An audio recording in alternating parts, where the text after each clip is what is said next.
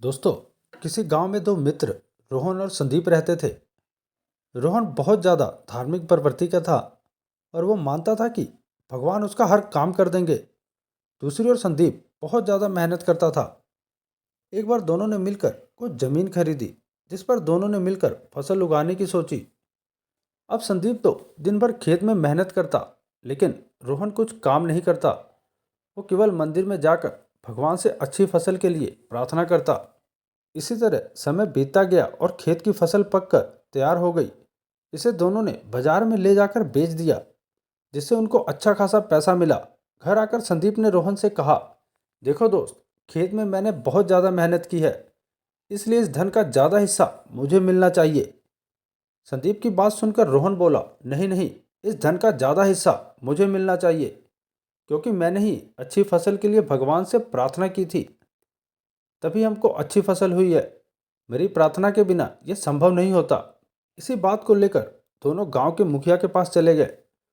मुखिया ने इन दोनों की बात सुनकर कुछ सोचा और दोनों को एक एक बोरा चावल का दिया, जिसमें कंकड़ मिले हुए थे, और कहा कि तुम दोनों इनमें से चावल और कंकड़ अलग अलग करके लाना है, तभी मैं निर्णय करूंगा कि फसल के धन का ज़्यादा हिस्सा किसको मिलना चाहिए।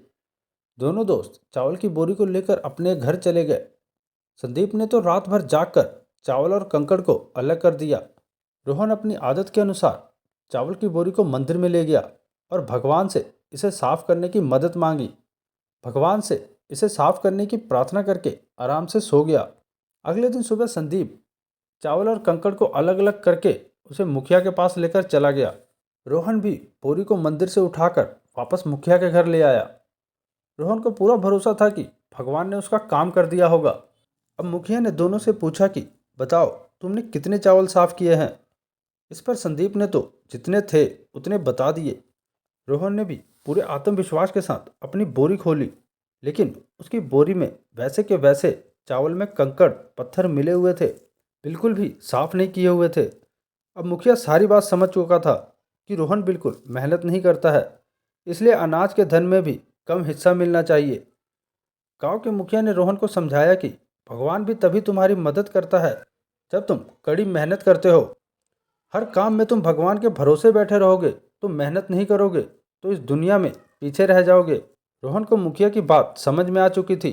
वो भी संदीप के साथ साथ जमकर मेहनत करने लगा। तो दोस्तों, हमें इस कहानी से ये सीखने को मिलता है कि भगवान से प्रार्थना करना ठीक है, लेकिन साथ ही साथ में हमें कड़ी मेहनत भी करनी चाहिए। आपकी किस्मत तभी चमकेगी जब आप अपना 100% दोगे। इसलिए दोस्तों, अपने आप से ईमानदार बनो और दबा कर मेहनत करो।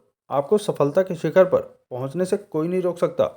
दोस्तों, आशा करता हूं कि ये छोटी सी कहानी आपको बहुत कुछ सिखा कर गई होगी। अगर ये कहानी आपको अच्छी लगी है तो हमारे इस वीडियो को लाइक करके हमारे इस चैनल को सब्सक्राइब जरूर करें, ताकि ऐसी और मोटिवेशनल वीडियो आपको मिलती रहे। मिलते हैं अगली वीडियो में। धन्यवाद।